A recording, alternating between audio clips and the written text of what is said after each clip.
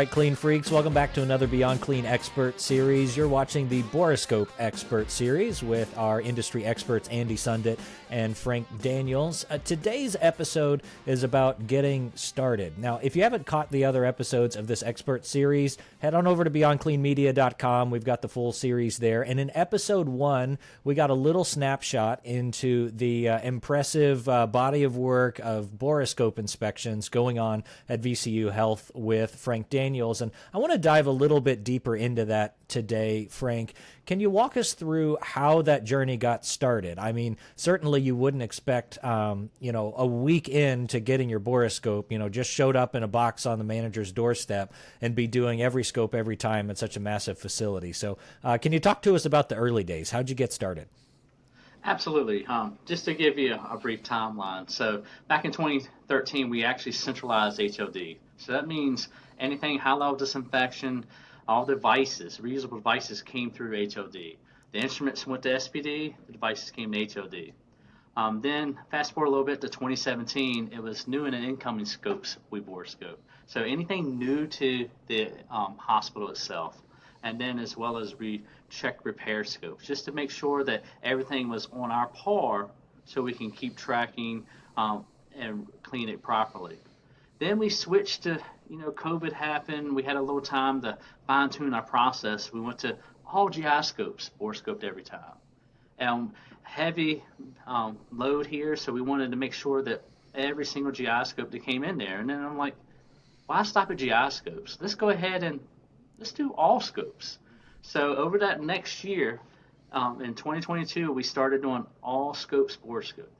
We ran into the wall a couple times, had a lot of headaches because we were like, we're seeing so many things, but what are we seeing?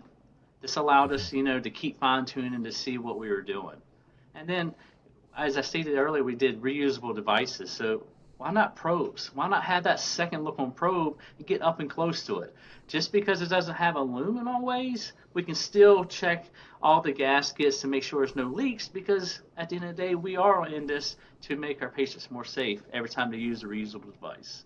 Yeah, that timeline is helpful. A lot of times when facilities get a new borescope in, it's to meet the requirements of a particular device. Like, we talked about maybe it's arthroscopic shavers at your facility, and you get it just for the shavers, or maybe you get it just for your high-risk endoscopes. You're doing your duodenoscopes with it. But then eventually you get used to that inspection process, and you get curious about maybe adding some more. At each of those kind of stepping stones along the way, Frank, as you added more and more to it, any lessons learned or some challenges that you encountered as like you're taking on more and more, or do you think it went pretty smoothly? I would probably save a lot of gray hair if it went a lot smoother that way. But we went into it saying we want to be successful in this, because if our current fleet at then was 530 some devices. If I went into it and said, all right, we're just going to borescope everything and send everything out.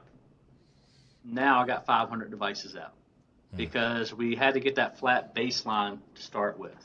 So we went ahead and implemented one department at a time. After we got to that flat baseline, you have to get with your vendors, because there are potential where I got to send 3 or 4 out, but still I got cases happening the next day.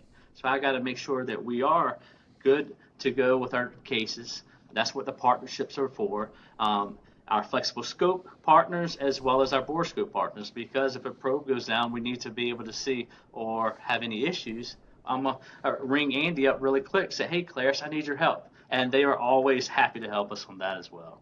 But proceed each department one at a time. Then that way you are walking before you run. As soon as you get to that point, you can start running. But, I wasn't made to do a marathon right away. So, yes, a quick sprint is all I was able to do.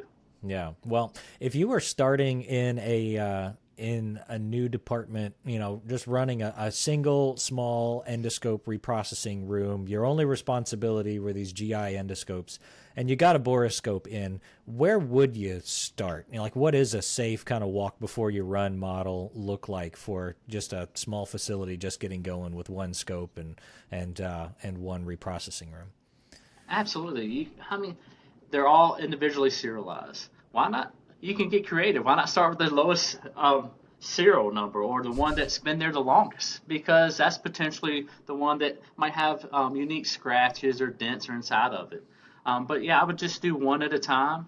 Make sure you have an adequate spare, and then just keep ramping up from there. Then that way, as soon as you open Pandora's box and it shows what it looks like, you're covered on both ends. A, you're getting a quality device either repaired or to your patients, and B, you're keeping up with your physicians, because the last thing you want to do is lose that credibility and not have the devices needed for your physicians. Right. Yeah, because you can't unsee it. Once you look in there, it's like, oh man, now what do we do? I know exactly what you mean. Andy, you, of course, travel and see all kinds of departments that are just getting off the ground with borescopes. And so you've seen this story play out a number of times, facilities just getting their very first look through a borescope inside of endoscopes and trying to figure out what to do with it. What would you say is kind of a typical ramp-up process, or maybe a helpful one, to help folks get started in a way that's wise? Yeah. Couple things that I would pull out of Frank's experience that are very consistent across every department that we see. So I would say, yes, this is a tool.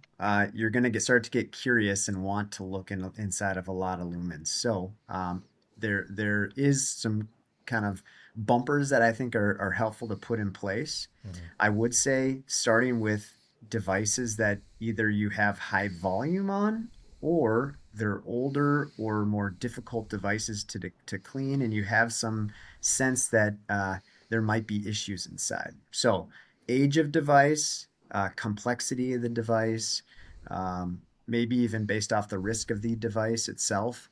So I think that those are places where it makes a lot of sense to start. When you start there, I would also set a game plan to tackle that inventory methodically.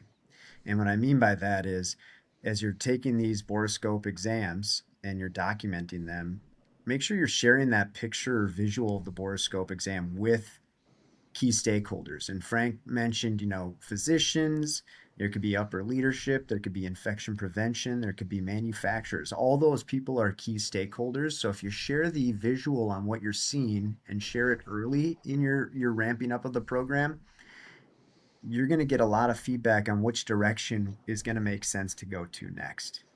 Yeah. And kind of developing your plan off of that. So I think that I put in a lot of little nuggets there into one explanation, but I hope that helps.